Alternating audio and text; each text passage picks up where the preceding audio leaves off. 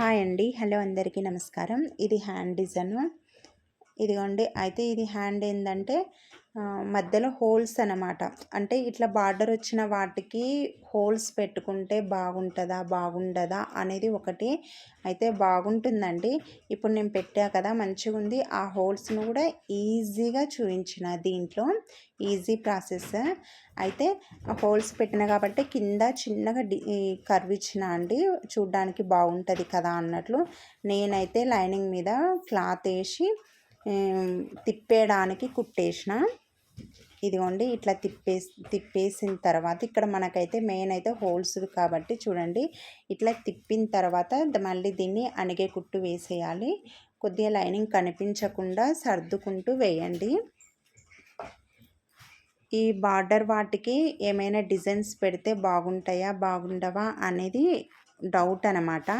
అందుకనే చూడండి, అంటే మీకు నచ్చితే కుట్టుకోవచ్చు, లేదంటే లేదు.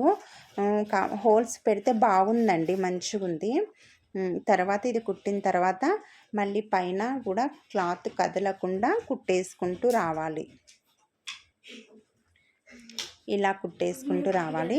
ఇప్పుడు హ్యాండ్ మధ్యలో లైనింగ్ క్లాతే, ఇది కూడా మనకు హోల్స్ కోసమే కాబట్టి ఇదిగోండి మధ్యలో ఈ లైనింగ్ క్లాత్ కూడా ఇలా మధ్యలోకి పెట్టేసిన తర్వాత ఇలా ఆఫ్ చేస్తున్నా. పైన ఒక భాగం కింద ఒక భాగం, అంటే పైన పార్ట్ ఏమో ఒక హోల్కి, కింద పార్ట్ ఒక హోల్కి అనమాట.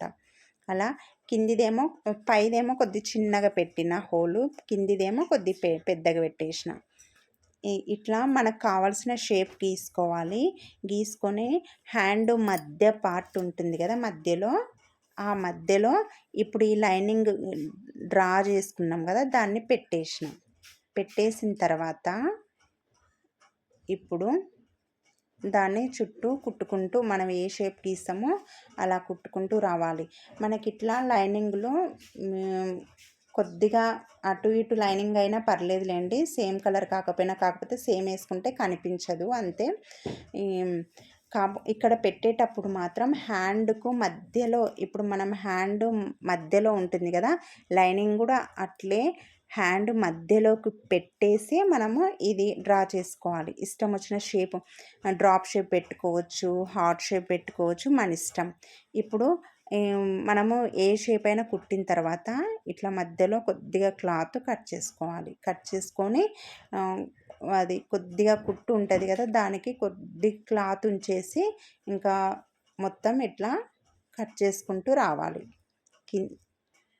పైది కట్ చేసినాం కదా, ఇప్పుడు కింది దాంట్లో కూడా కట్ చేయాలి. చూడండి, హోల్ పెట్టడం చాలా సింపుల్. ఇట్లా మళ్ళీ హోల్ పెట్టిన తర్వాత కొద్దిగా కట్స్ ఇవ్వాలండి, ఎందుకంటే అది తిరగాలి కదా, ఆ లైనింగ్ అనేది లోపలికి పోవాలంటే కొద్దిగా కట్స్ ఇస్తేనే పోతుంది మూలలకు, సైడ్స్కి. నేనైతే కొద్ది క్లాత్ ఉంచి మిగతాది లోపల కట్ చేస్తున్నా. ఇదిగోండి ఇట్లా కట్ చేయాలి. ఇట్లా కట్ చేసిన తర్వాత ఇప్పుడు ఎక్స్ట్రా క్లాత్ ఉంటే మొత్తం కట్ చేసేయండి. ఎక్కువ అవసరం లేదు మనకు, దీనికి లైనింగ్ క్లాత్ అయినా ఎక్కువేం అవసరం లేదు.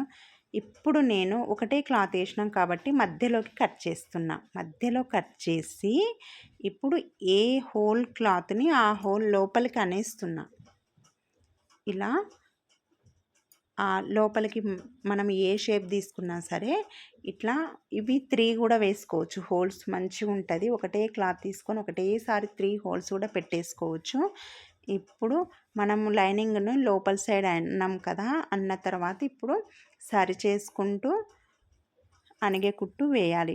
చూడండి, ఇక్కడ మనం ఫస్టే లైనింగ్ వేసిన తర్వాత మళ్ళీ కొద్దిగా ఒక పీసు పొడవుగా లైనింగ్ తీసుకొని పైన పెట్టి దాన్ని మనకు కావాల్సిన షేప్ కుట్టి లోపలికి అనేసి అణిగే కుట్టు వేసేస్తున్నాం అంతే. ఇక్కడ సింపుల్గా ఉంది కదా, పెద్ద హార్డ్ ఏం కాదు.